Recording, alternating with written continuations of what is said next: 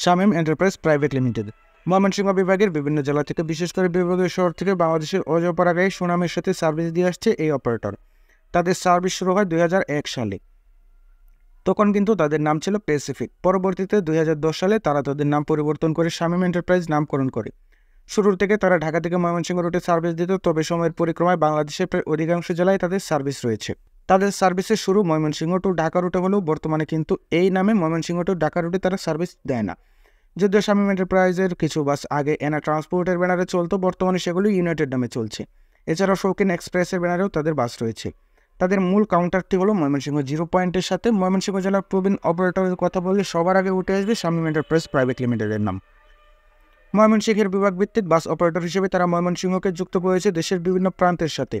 আর সেই পথে ছুটে চলার যাত্রাটাও বেশ দীর্ঘ বলা চলে। প্রতিদিন সকালের আলো ফোটার সাথে সাথেই তারা যাত্রীদের পৌঁছে দেয় নিজ গন্তব্যে।